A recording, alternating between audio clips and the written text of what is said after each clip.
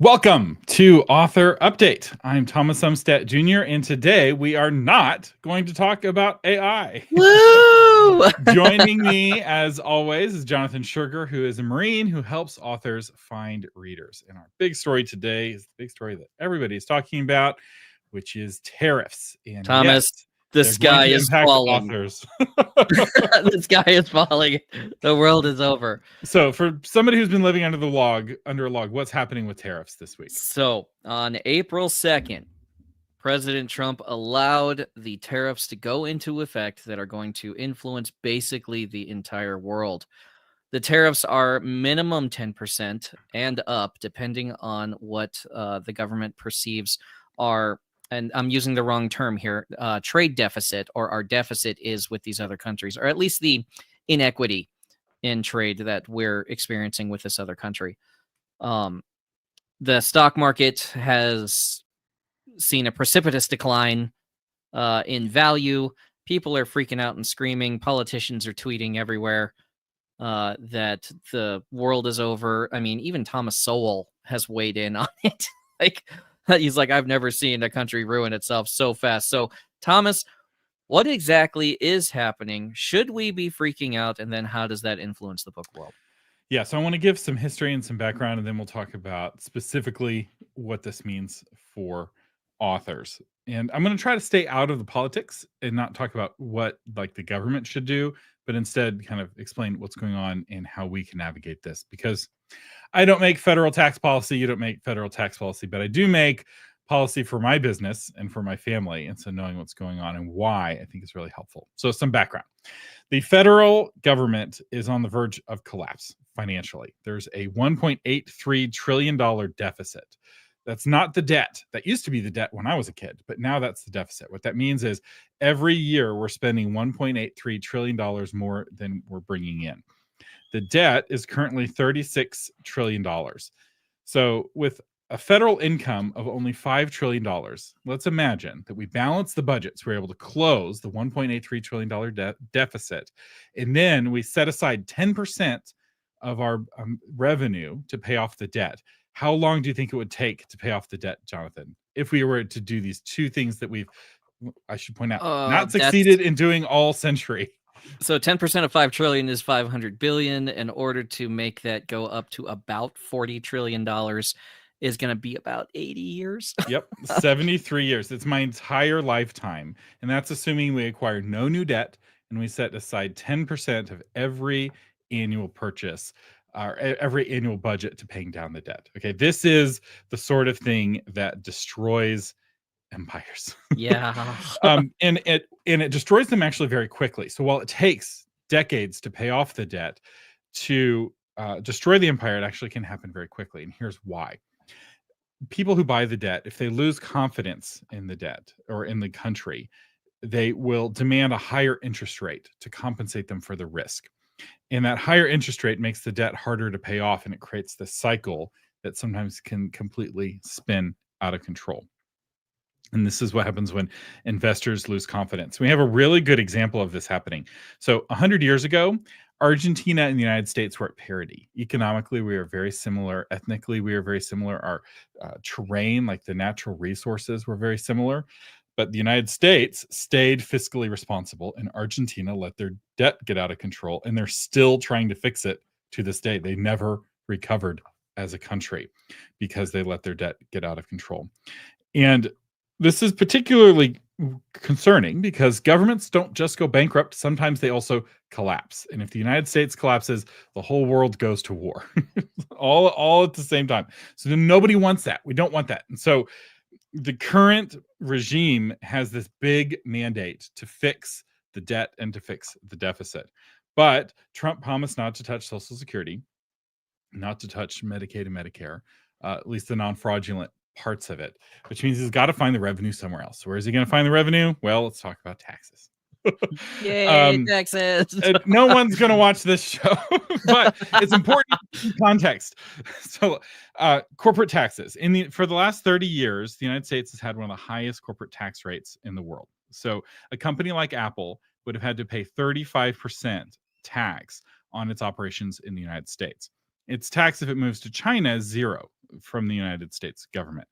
And so there was this huge incentive to move operations to anywhere other than here to avoid paying that 35% tax. And so it's no wonder that companies all over the country moved so much of their operations outside the United States, because they were paying the highest corporate tax in the world and the lowest tariff in the world if they were importing their goods that they made somewhere else. So there was this huge financial incentive to move operations abroad. And this is what people would refer to as the tax system being broken, because it really put American companies at a disadvantage. So if I'm an American company trying to compete, I'm having to pay a 35% tax. This company I'm competing with doesn't have to pay that 35% tax and doesn't have to pay a tariff to bring their goods in, and potentially has cheaper labor and potentially less regulations in the other country that they're operating in. So it really puts American businesses at a disadvantage. So the goal with this new tariff system, which is a whole new way of thinking about funding the government, is to reverse that, to basically punish the companies that are operating abroad and reward the companies that are operating locally. So he started this process in his last term when he lowered the corporate tax rate from 35% to 21%. And so now he's raising the tariff rate up to 10%, and for some countries higher, to try to balance that. So once the tax rate is lower than the tariff rate, the theory is that companies will start moving their operations back to the United States. And we're already seeing this. So Apple, largest company in the United States, has committed to spending $500 billion building factories in the United States because they don't want to pay these tariffs. And now, Thomas, what effect does like VAT, or the value added tax, doesn't that actually behave as a tariff? It does. And I have personal experience with this. So there's been a lot of drama over the White House's kind of, here's what their tariff is and here's what our reciprocal tariff is. And kind of across the board, we're charging everyone 50% of what they're charging us. And a lot of people are like fact checking that. And they're like, well, it says here that the tariff is in Switzerland or wherever it's 50%, but I looked it up and it's only 30%. So why does it say 50% on the White House's chart? And it's because the White House is adding the VAT tax to the tariff. And I have personal experience with this. So when I sell a course to somebody in Europe, so last year we did the book launch blueprint, did this big promotion for the book launch blueprint. So last year you can buy it, it's $899. Well, when a European went to that page, it would say $899 until it found out that they were from Europe, and then the price would change to $1,200, because Europe, whatever European country they were in, was putting a VAT tax on their purchase from me, an American company. And it made them very angry, because VAT taxes, and if any of y'all listening are Europeans, they're normally hidden. they're included in the price. So to get that tacked on, they felt it was very unfair. And so I had to, in many cases, lower the price specifically for Europeans. And I ate that tariff effectively. Now, it wasn't a tariff, it wasn't called a tariff, it was called a VAT, but it functions the same way as a tariff does. And what we saw with the first round of Trump tariffs that he did in his first term was that, for the most part, companies actually eat the tariffs. So there's this theory that they pass the tariffs along in higher prices, and that does and can happen, but it's not what happened last time. Last time, in many cases, these foreign companies or these American companies that are importers just ate the tariff, and it ate into their profit margins, which is why Wall Street's freaking out because big, wealthy corporations, sand is being thrown into the gears. If you're a big multinational corporation that's moving products across all these different borders, a trade war is a very scary thing for you. If you're a local small business, it's really good news for you. So this is kind of taking from the wealthy and giving to the poor. And it's very interesting because Democrats are like, don't put taxes on big corporations. They'll pass that on to the consumer. And I'm like, what is this argument I hear from a Democrat? I never thought I'd hear these words. What side are you on now? And it's also why you see a lot of conflict, right? You have Republicans like Thomas Sowell. I don't know if Thomas Sowell's a Republican, he's a conservative, but Rand Paul speaking against the tariffs, because historically Democrats and Republicans were both in favor of free trade. And now that has been shifting, and it's shifting for both parties, I will say. Biden didn't undo any of Trump's tariffs. In fact, he added tariffs on top of Trump's tariffs. And so this trend of adding tariffs has now been continued In fact, I think it actually started under Obama. Obama put some tariffs, I think, on tires and kind of started the process. So this is just how it is. Let's talk about some unintended consequences, and we'll talk about impacts for Americans. So one of the unintended consequences of punishing American companies for operating in the United States and rewarding them for operating abroad is that suddenly those American companies care a whole lot about the politics of those other countries. And the scariest word is, brace yourself, instability. Guess who got to go and stabilize? If I have a factory in a country, the last thing I want is instability. Sure, that instability may be because the people want to have a greater voice in their government, or the government's been oppressing the people and the people want to overthrow it. I don't care. I just want stability.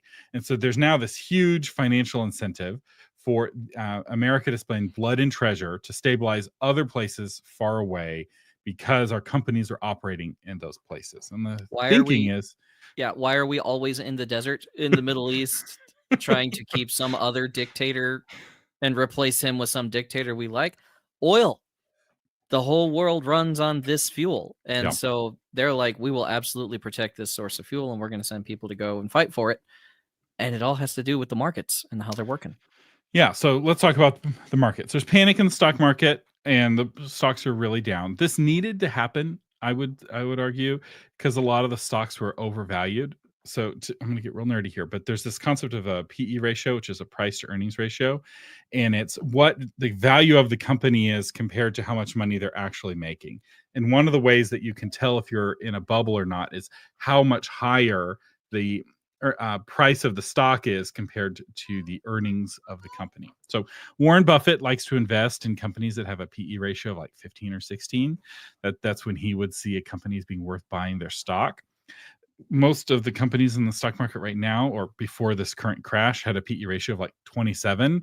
And now the PE ratios are down to like 25, 24.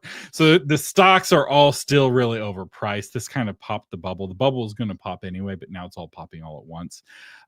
But actually, the first needle wasn't the tariffs. The first needle was DeepSeek. I know I know I wasn't going to talk about AI, but I'm just talking about the business impact of AI. We knew you were going to. Yeah, it all comes down to AI. So the top of the market was actually the day before DeepSeek was released, because DeepSeek kind of shattered the whole projection for the whole economy.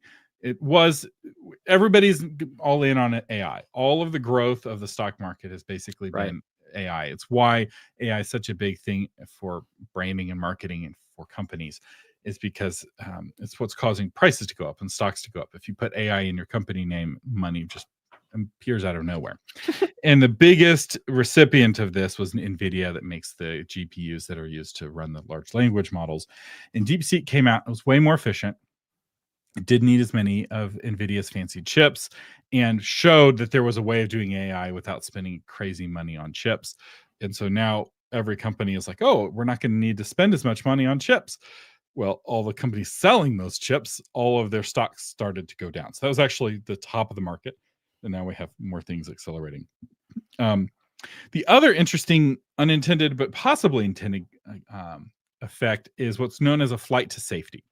So what happens in a rough market? You sell stocks and you buy bonds, right? It's a classic move because bonds are really stable. So we have trillions of dollars leaving the stock market and entering the bond market, which causes the yields for those bonds to go down, which means the interest rates for somebody selling bonds goes down, which means the United States, trying to refinance its debt, is able to refinance at a really low rate. So it's actually really good for the United States government for bad things to be happening to the United States stock market. And so some people are thinking that this is actually just a ploy to get to refinance the federal debt. All right, so what does this mean for authors? This is what I want to know. Yeah. It's all fascinating. Enough context. American printers source 67% of their paper from Canada, which means that the cost of paper is going to go up, which is going to hit everyone who's printing paper books. This will hit traditionally published authors harder because they make a much greater percentage of their revenue from paper books. Indie authors actually aren't going to be that affected because most indie authors make the majority of their money from either audio or ebook sales. which are not going to be affected really at all. Because if I'm living in Canada and I'm buying an audiobook, I'm buying that audiobook from Amazon Canada, and there's no tariff on that. I don't think. And the same in all the other countries. Same with an ebook. So it's only the physical product crossing the border. The digital product is effectively generated inside of the country. The other big impact of the tariff is on book printing. So most of you listening to this, your books were printed in either the United States or in the UK.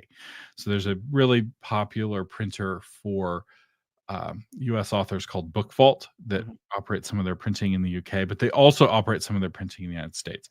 But if you're traditionally published, especially if you're a best-selling author, then a big percentage of your book, your income comes potentially from paper books printed in China. So China has the best, most sophisticated printing.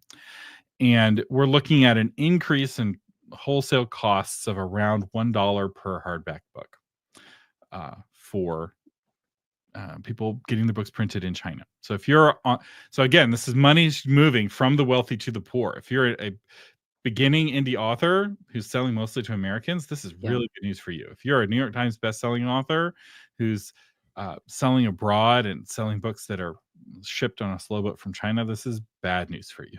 So if you're an indie publisher, this is good news for you. If you're a traditional publisher, it may or may not be good or bad. If you're a kind of a normal middle of the road publisher, it's probably not going to affect you very much because everyone's being hit equally with this tariff. This isn't a like trade deal. So the typical thing that will happen is you'll have these trade deals that are negotiated for a decade.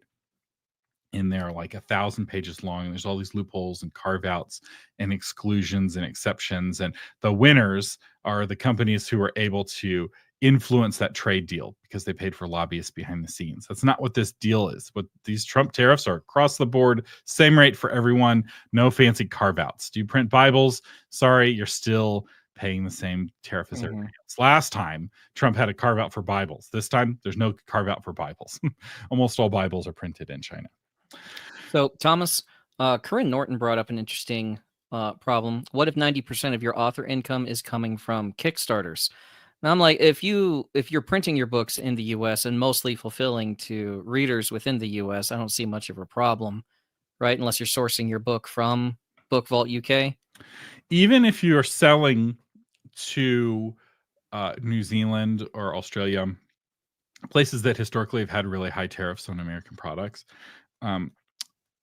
it doesn't actually impact you unless they raise their tariffs. So as an American selling, currently there's no impact on you selling. Now, some of these countries are threatening to retaliate with higher tariffs on American goods. The problem is that almost every country in the world has a trade imbalance with the United States, which means when they tariff us, it doesn't hurt us as much as when we tariff them. And the more the rates go up, the more that disparity hurts them. So we have the high ground, Anakin, when it comes to a trade war, because Trump has turned our trade deficits into an asset, a geopolitical asset.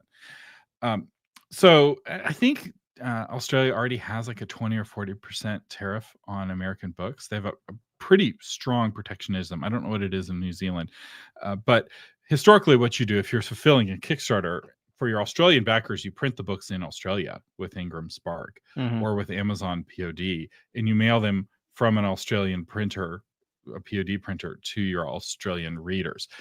Where you get in trouble as a Kickstarter creator is with signed copies.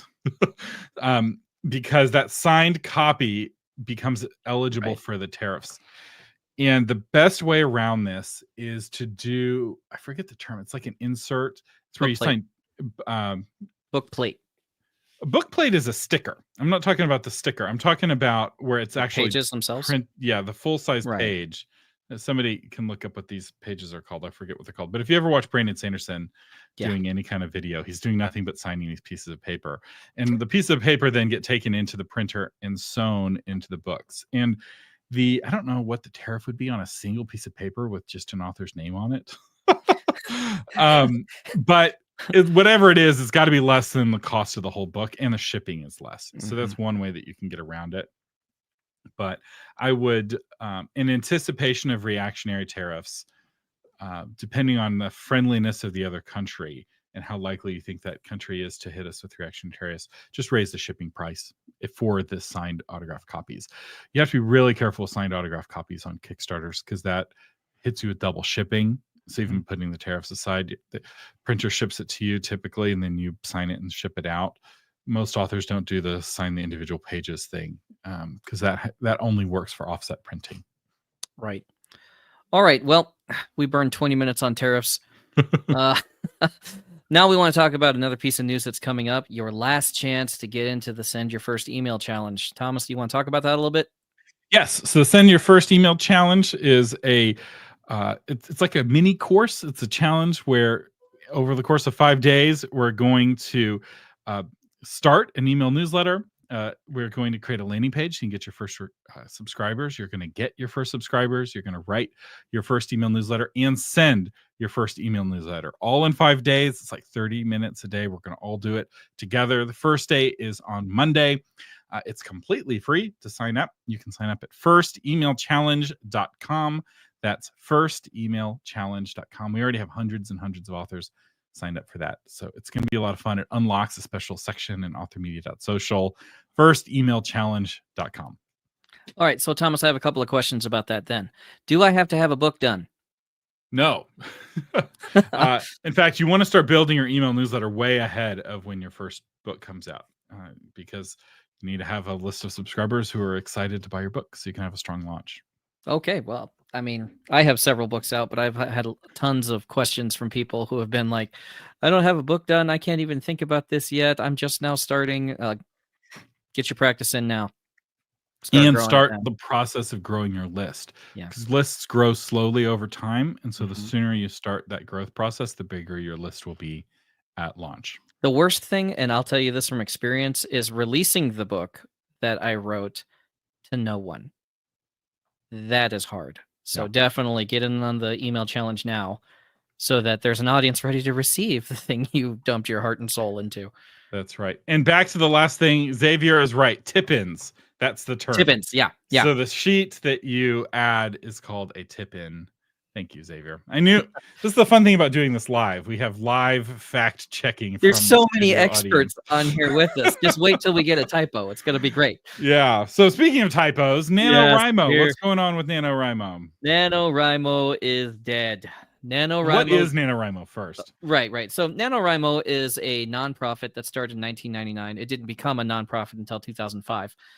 And the idea behind NaNoWriMo was to help authors or create a challenge to where authors would write 50,000 words over the month of November. Now, I saw it in several different ways. It's 50,000 words, 65,000 words, 90,000 words, depending on what genre you were writing in pretty much. And somehow this nonprofit started up to help support authors in this challenge. There was merchandise. There were courses. They tried to get into schools and teach kids how to do it. There's an online community.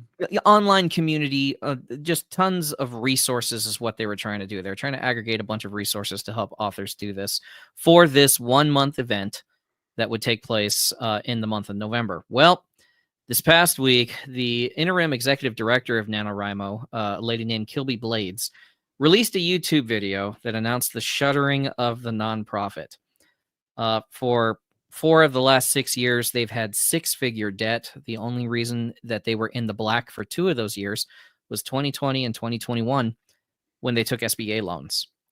Fundraising was cratering due to several problems that they had. So in 2021, I believe they had an issue where they realized they weren't vetting any of the people they had mentoring children on the platform. So we had minors going into writing programs, high schoolers, middle schoolers, and they were taking part in NaNoWriMo where they had sponsors or they had mentors in the NaNoWriMo community that were volunteers. Well, against state regulations, these mentors didn't have any background checks done. And if you're going to work with minors, you have to have a background check done. Well, as it turned out, one of these guys looked like he was grooming children. This warning came in. NaNoWriMo sat on it for like 2 months because Oh, I saw 2 months and what I saw, but whatever. Many weeks. Yeah, way too long to keep talking to children. He ran a bad website and was leading his students there. That And when blew they up. got rid of him, they didn't get rid of him for any of that. They got rid of him for something unrelated. Yeah, it was like terms, use policy, stuff like that. So, and they were trying to save face on that. Well, they lost a lot of fundraising from that. Then in 2023, they came out with this really weird AI policy that didn't really say anything to anybody because a lot of their sponsors, they needed money. A lot of their sponsors like Pro Writing Aid, companies that were getting into using AI for authors. So they had to take a stance on it of some kind of pro AI, and man, it just killed their base. You don't know how many reaction videos I just swam through in the last week regarding the AI policy in NaNoWriMo. And so they've So there's a political angle to this that I think helps give some context. So 10 years ago, NaNoWriMo started going woke. They started pushing pro-abortion messaging inside the community. They started requiring CRT, DEI trainings. So they didn't have required child safety trainings, but they did require critical race theory trainings, which kind of gives you an idea of where they were as an organization. And they started being really exclusionary. Basically, if you don't agree to DEI, you're not welcome here, that kind of messaging. So one of the results of that kind of purity spiral push is that conservatives who often donate to the stuff that they support, and thank you to all of you who donate to support novel marketing, your patronage is really key. They left quietly, not without a lot of fuss, but the donations started to go down. And the other thing that is connected tenuously to that is they just let their costs get out of control. So they had $1 million budget. It's like NaNoWriMo can happen with just a Twitter account. Like, it's just a lot of authors on their own writing a novel in a month. Like, and I will say, if you want to write a novel in the month of November, you can still do that. No. I need a support structure, Thomas. So if you need a support structure, you still have it. There's this wonderful place called authormedia.social, and every year for NaNoWriMo, somebody is writing a book in November on authormedia.social, and they're often posting about it. And if necessary, I can, we have places, Book Launch Blueprint, a lot of those folks did NaNoWriMo. We used to really push NaNoWriMo on the first version of Book Launch Blueprint. And because of all this weird political stuff they got into, we stopped emphasizing NaNoWriMo as like an organization / event and more just started encouraging writing more generally. So yeah. They basically, it was bad business practices. And it was a combination of terrible factors that started doing them in. It started swiping away at their foundations, and people lost trust in the organization, which, I mean, I don't know why there's an organization in the first place. I am not a NaNoWriMo guy. I'm like, find the discipline yourself. But I'm trying to be a professional author. I don't just write in the month of November.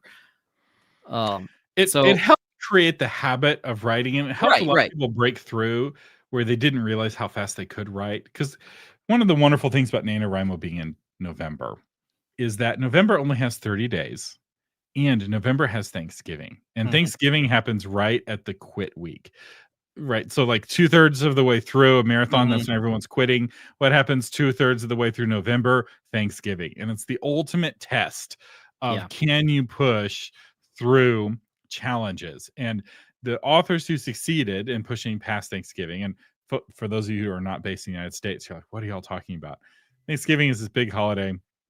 People eat a lot of food, and they have this big food hangover for like 2 or 3 days where they're not super productive the Friday after Thanksgiving. It's not then we have Black Friday. Yeah, and Black Friday is also there. So if you survived and you were able to hit your 1,600 words every day throughout November, you kind of emerge a changed person where now you feel like you can write in December, and then now it's January with New Year's resolutions. You just had these 2 really good months of writing, and you're going to keep going. So it was a great practice. I think it helped create a lot of authors. I will say agents always dreaded the December 1st pitches because a lot of people would do their NaNoWriMo book, and then they would just mail it off to an agent without editing it or even reading it. So, like, don't ever pitch an agent or an acquisitions editor the first week of December. The slush pile is going into like February. Really, all of December is a bad. Here's a pro tip: if you want to be traditionally published, don't ever pitch an agent or an editor in December. The pub boards often don't meet this second 2 weeks of the month. They're not acquiring a lot of books that month, and agents are not acquiring a lot of books that month. And at the same time, so the demand for books is down, and the supply of books is through the roof because you have all of these NaNoWriMo folks who don't really understand the process and don't understand what's required to make a book appealing for a publisher. So really any month other than December is a good month to pitch. So do yourself a favor too, because when people don't get accepted by the trad pubs following that, go check out indie published books on Amazon afterward and see if the quality of the content has gone down, because you'll see if people are just starting to dump their books that these are first drafts that they did in a crazed coffee-fueled frenzy. Manic. Like, I gotta get my word count. I'm just typing the word "and" 1,400 times. Go check and see what the quality is like, and then you'll have a good idea of maybe when you want to hit an agent. Because if they're dumping books into the indie publishing scene there, it's because no one else took them necessarily. And you might have a better idea of a better time to hit up these professionals with limited time who are terrified at this time of year. Yeah. All right, moving on. We're going to go on to books.by. Is this a scam? So an article came out. You want to say something, Thomas? Well, I was just going to say, I only go on Facebook/Instagram about once a month. And I happened to be on Instagram last night and I saw a books.by ad. Yeah. Like they are carpet bombing authors right now on Facebook with ads. So are they a scam? Yeah, maybe. So I thought it was a good idea to bring it up, and clearly Kindlepreneur thought it was a good idea too. They actually jumped the gun on me before I could do anything. Kevin Duncan took a deeper look at books.by to see if this is a direct sales tool that authors could get value of. In his opinion, it's a very weak maybe. Now, the service doesn't do hardcovers, ebooks, or audio, which is very strange to me because it seems like those would be very easy to do fulfillment-wise, is to fulfill digital products. They only ship to the US, Canada, UK, Australia, New Zealand, or Europe. The website doesn't have a terms page. It doesn't have an about page. And it's copy and pasted several images and graphics from a previous site that's already been determined that some authors are unhappy with it. The founder is Ash Davies, who founded Tableau.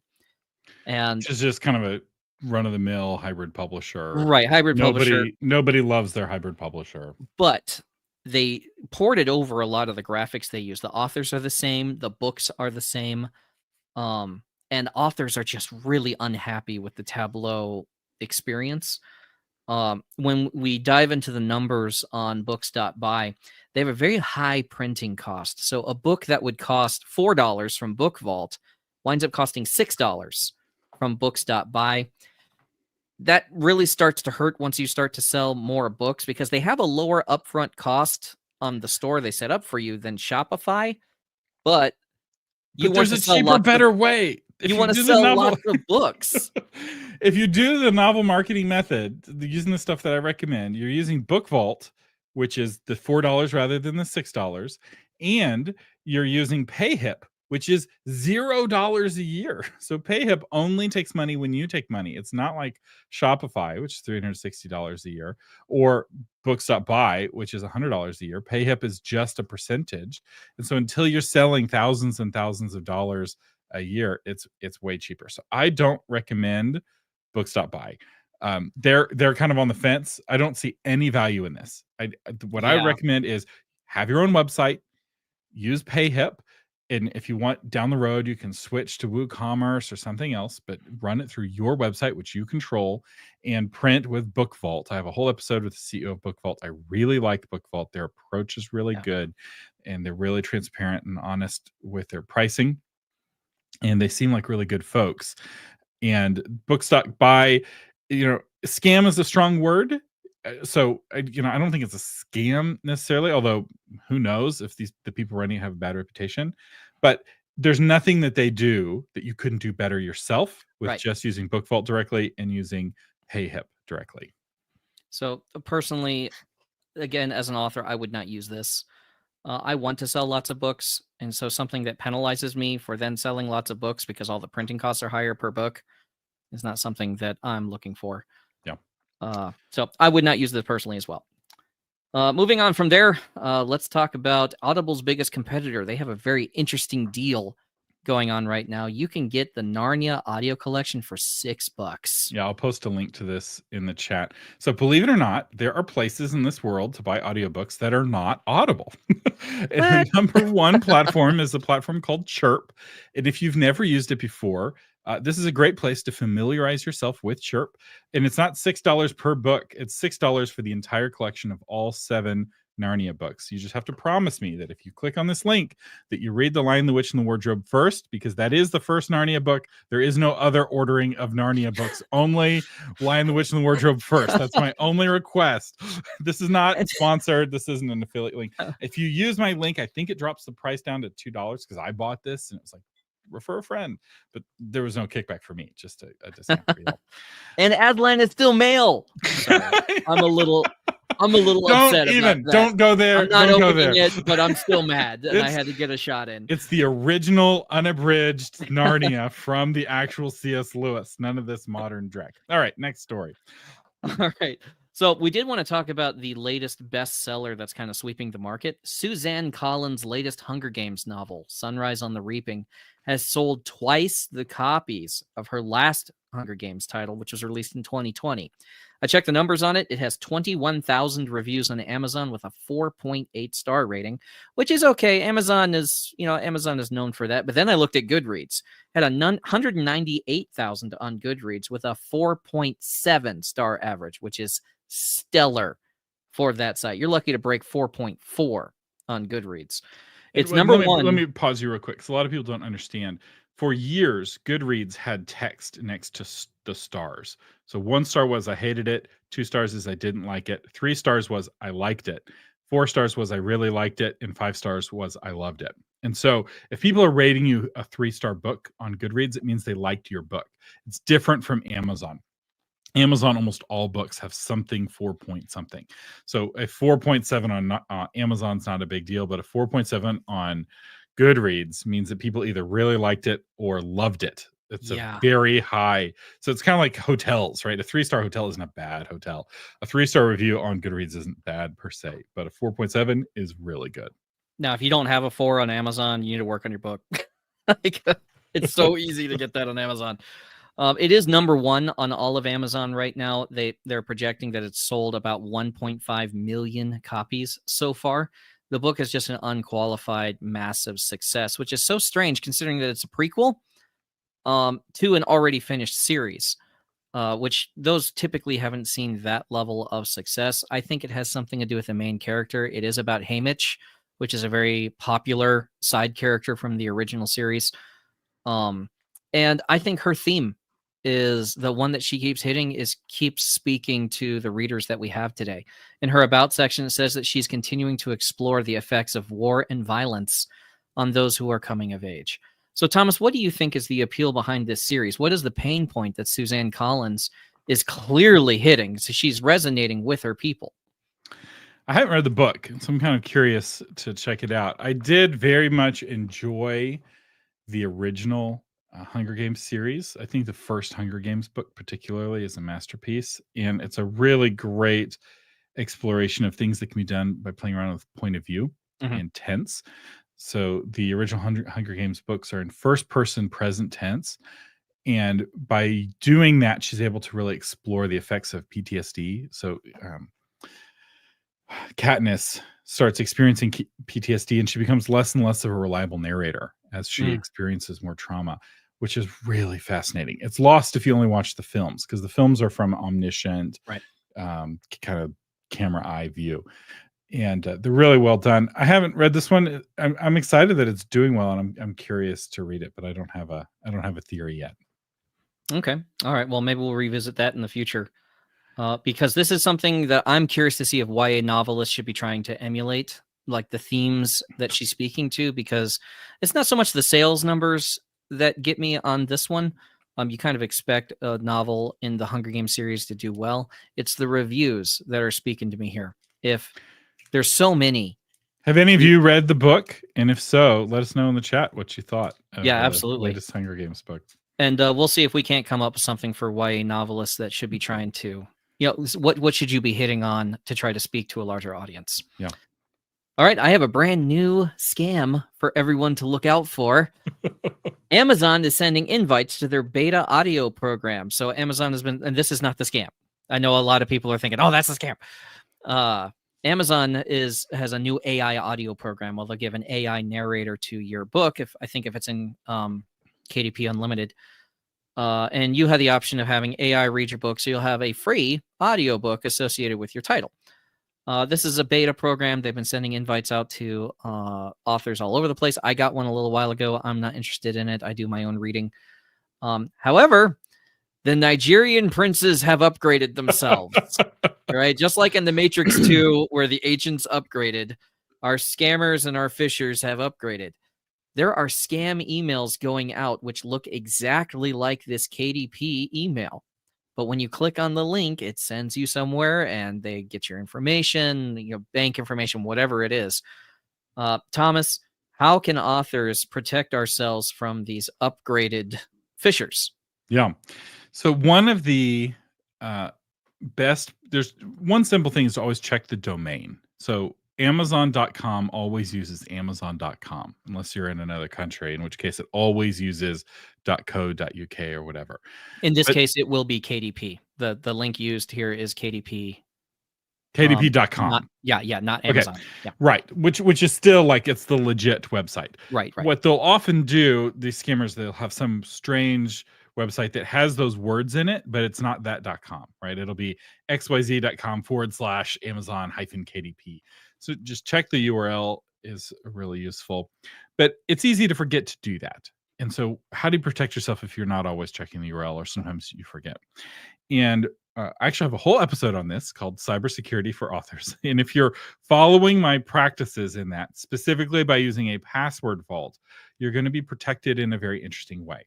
And so how a password vault like 1password.com protects you is that 1Password will not insert your password for a website on a different website. And so if you're using a different password for every website, the only way to insert your password is with 1Password. And when you go to the drop down in 1Password to insert your password, it won't show you any options. Now you could dig around in 1Password and copy and paste, but you don't do that. If 1Password doesn't present you password options, you go and check that URL. Where am I? That's a big red flashing light, right? Like 1Password wants to give you the password if it's a legitimate website, but if it's a different website and doesn't, just a different website than it was expecting, it will not give you the options for that website, which should be a big warning light. Yeah. The other way to protect yourself from scams kind of generally is to watch your emotional state. Scammers often play on either fear or greed. They try to make you very afraid, or they try to make you really greedy. And both of those emotional states, like if you find yourself being really panicked, like Facebook is going to shut down your account if you don't act right away, they're often trying to rush you and scare you, or rush you and entice you with greed. What's insidious about this is that it's actually not playing on fear or greed, it's playing on impatience.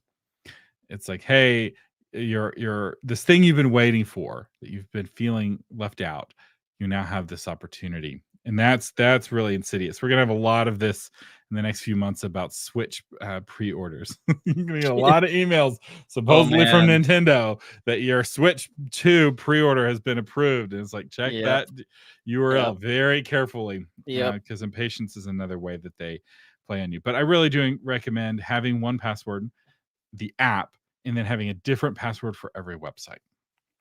Okay. Well, coming off of that, we have a word from our sponsor, ExpressVPN. We're gonna No, ExpressVPN doesn't protect. Okay, I want to rant here.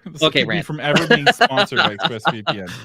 ExpressVPN and NordVPN, all the VPNs, They don't protect you in any meaningful way anymore.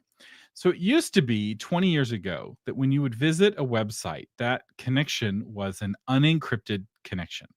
But when Edward Snowden revealed that the NSA was spying on Americans, there was this big move in Silicon Valley to encrypt everything. So if you're watching this on YouTube, youtube.com uses an encrypted connection. It's HTTPS. In fact, pretty much and now if you're using Chrome won't even load a web page that's HTTP without hitting you with a warning screen first. So every website in the world now uses HTTPS encryption, which is the same encryption that NordVPN and ExpressVPN give you. So except for the real advantages to using a VPN is if you're doing fraudulent behavior. If you're trying to trick somebody into thinking that you're somewhere other than you are, like to watch a Netflix video that's not supposed to be available in your area, or if you're trying to access adult content, it's all sketchy stuff. And if you're not doing any sketchy stuff, you don't need to be spending money every month for ExpressVPN. Okay, rant over. The rant is completed. Sorry, everyone. I think we totally lost the chat there, but that's okay. All right, so let's wind things down. Do we have any other stories to hit real quick? Nope, we're all out of stories. Now we're into our question and answer session. Also, I wanted to put in a little plug. If you find news somewhere, go ahead and let us know about it. Either tell us on authormedia.social or email us. Just respond to the email that you get that tells you the next author update is coming. Send in the story, and if we wind up picking your story and checking it out, we'll credit you on the stream. I mean, I'll shout you out. In fact, we'll not just shout out your name. We'll also shout out a book that you're an author of. Absolutely, if you have a website. So we'll say John Smith, author of Acme Book or whatever, and we'll go from there. So here's we had tons of responses to things, not so much. Yeah, I'm looking for question marks here in the chat. So I already answered this guy, but he said if he had 1,500 on a lame email newsletter list, would it be valuable to do the email challenge course, or is it just for new lists? This is actually a really good question. At the end, I'll give y'all, since y'all are still here, I'll let you know. At the end of the Send Your First Email Challenge course, I'm going to give everyone a special discount for the Author Email Academy. And the focus for the Author Email Academy is growing your list to 10,000 subscribers. And it focuses on the more advanced stuff like building a reader magnet, setting up an onboarding sequence, setting up an offboarding sequence, stuff like that. And so it's worth it to sign up just to get that discount. Yeah. And you may find that since it's free, it may be helpful. You may still learn something, but it's up to you. You're an adult and it's a free country. And also, if you don't know how to use your 1,500 subscriber list, or you need some updated methodology on how to use it, this is a fantastic way to, just get the most up to date on what is being done in email marketing right now, because, it's always changing. The psychological triggers remain the same, but the tools swap out. Christy Horn is asking if anybody has heard of the South Dakota Book Fair in September. I'm not familiar. I don't know that one. Yeah. So yeah, that's all the questions. This is an easy one. I think part of the reason there's less questions, I'm hosting a Obscure No More office hours immediately after this. So, and so for those of you who are Obscure No More students, I'm going to take a break for 12 minutes and I'll be right back. Obscure No More, for those of you who don't know, Obscure No More is my big course that includes all of my other courses, including the Author Email Academy. Actually, it's monthly subscriptions, $49 a month, and it gives you access to just about every course I've ever made. And you can be a member as long as you want. And one of the perks is that in addition to access to all the courses, it also includes a pretty intimate office hours while I answer questions. People come up on screen and ask me questions. So I'm going to jump off to that. Jonathan, where can people find out more about you? You can find me on Substack. I'm on jonathanshuerger.substack.com. My offer's still open if you want AdWords created for you personally. I'll take a look at your book. I'll look at bestsellers in your category, and I'll throw you together 30 to 50 keywords every week. That would be good for you. I had one lady take me up on it this past week. I wound up redoing her categories too. So I may give you free stuff just because I can't help myself. It works so much better with this. And we're going to be trying out taglines. You let us know what tagline you Yeah. like. But one tagline we're looking at is your weekly dose of "You've got this" with a side of publishing news. So thank you for listening to the author update, and we will see you next week.